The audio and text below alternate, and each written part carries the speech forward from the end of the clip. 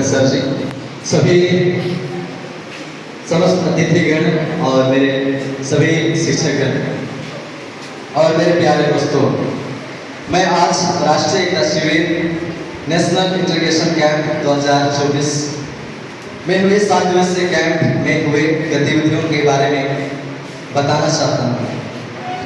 7 दिवसीय national integration camp Raniganj girls college, Paschim Bardhaman, West Bengal में दिनांक 16 दिसंबर से 24 दिसंबर 2024 तक रखा गया था।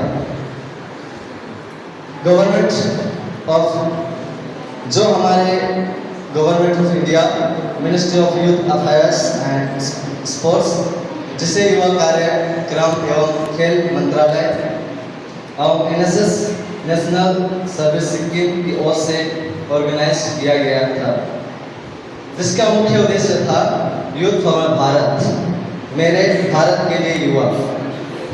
इस 7 दिवसीय कैंप में 17 विभिन्न राज्यों के विद्यार्थी भाग लिए थे, जहां अलग अलग राज्यों और भाषाओं के युवा एक साथ आकर सांस्कृतिक वेशभूषा और विभिन्न कला को प्रस्तुत किए और भारत की एकता और अखंडता का संदेश दिया। राष्ट्रीय एकता शिविर का उद्देश्य भी यूनिटी इन डाइवर्सिटी, मतलब अनेकता में एकता था। नवंबर का महीना था, जब सभी के साथ अपने अपने कामों में व्यस्त थे, तभी मुझे एक कॉल आया सुबह सुबह, हेलो बेटा। तो मैं है सर बोला, मैं जान गया कि सर का कॉल था। तो उसने मुझे तुरंत ही कॉल किया और कहा नेशनल इंटीग्रेशन कैंप के लिए जाना चाहते हो बोला। तो मैं एक बार का 2 सेकंड के लिए सोचा, फिर तुरंत उसी समय टालने नहीं पड़ा तो यस सर बोल दिया। फिर बाद में पता चला कि बाहर जाना है दूसरे राज्य में, तो मैंने परमिशन भी नहीं लिया था अपने पेरेंट्स लोग से। तो जानते हो नवंबर दिसंबर धान काटने बीसने का टाइम रहता है, तो थोड़ा मेरे पापा भी अकेले हो जाते हैं, तो उन्होंने से परमिशन लेना था। तो उन्होंने बोला मना कर दो, तो मैंने बोल दिया यस सर बोल दिया है, नहीं बोलने बनेगा बोलिए। तो फिर बाद में मैंने मम्मी बोली जाते कॉलेज से आके धान काटने आना, तो मैं बोला हाँ ठीक है।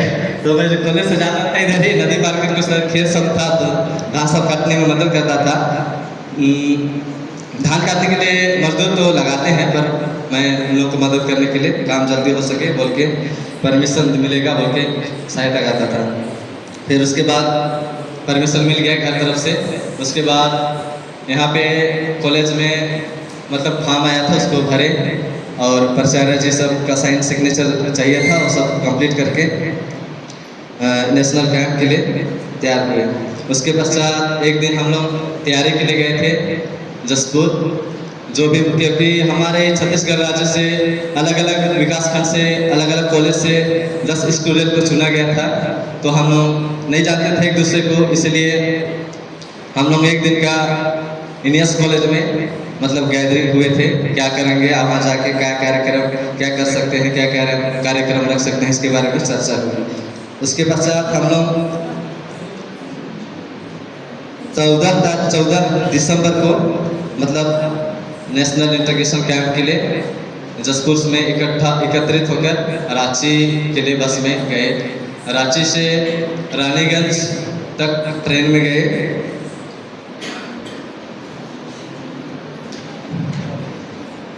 उसके बाद हम लोग को पहुंचना था 16 तारीख, लेकिन हम लोग 15 तारीख मतलब 15 को पहुंचना था इवनिंग तक, शाम तक, लेकिन हम लोग 15 सुबह ही पहुंच गए थे। तो वहाँ के जो इंचार्जेस थे इतने जल्दी आ गए, कोई व्यवस्था भी नहीं हुई है बोल रहे थे। हम लोग ठीक है हम लोग कर देंगे व्यवस्था बोल के हम लोग को लोग ने टाइम टेबल बताया और हमें सपोर्ट किया। उसके बाद हम लोग ग्रुप जो बनाए थे एनएसएस कैंप वाला, उसमें सब जुड़े थे, उसमें से कुछ संदेश टाइम टेबल सब बता दिया गया था, तो हम लोग उतना मतलब घबराहट नहीं हुई।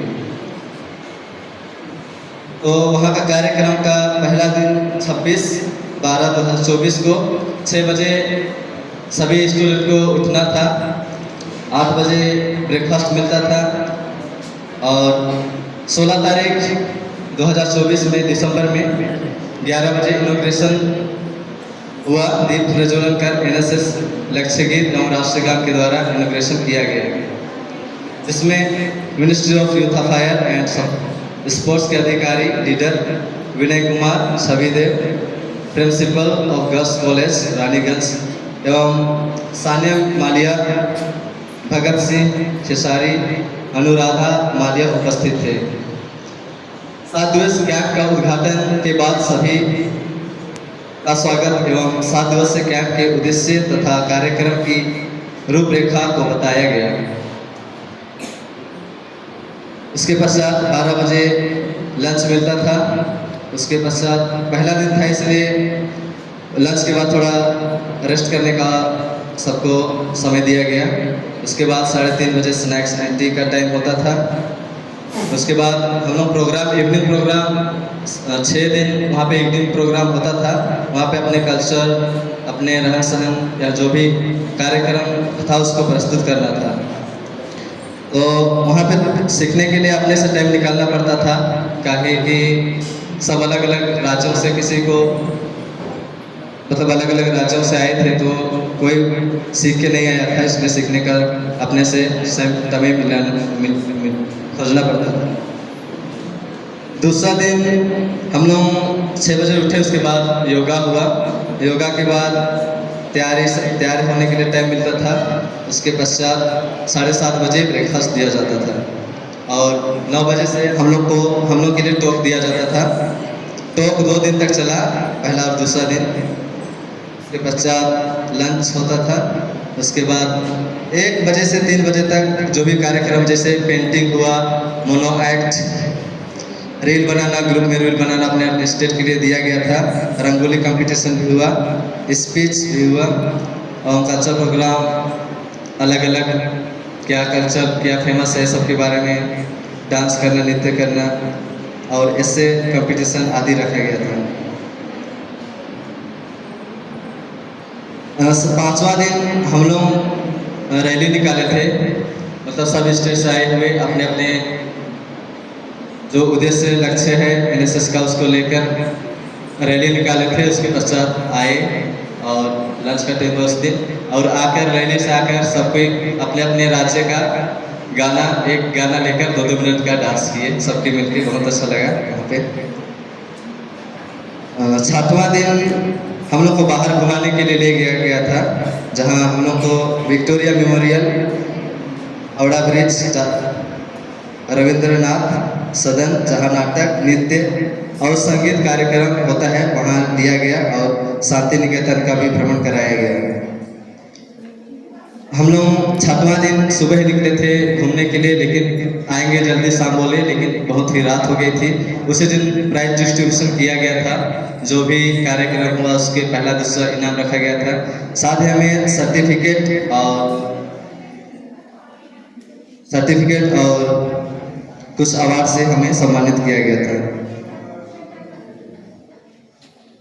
तो मैं वहाँ जाकर यही मुझसे शिक्षा मिली कि हम विभिन्नता में एकता, हम अलग अलग भाषा, अलग अलग संस्कृति के लोग एक साथ रह सकते हैं और एक साथ हमारे भारत के लिए काम कर सकते हैं। और मुझे यही शिक्षा मिली कि हमारे पुराने विचार रखने वाले हमारे शिक्षक और छात्र हैं, उन्होंने वहाँ बहुत अधिक अच्छा सहयोग किया।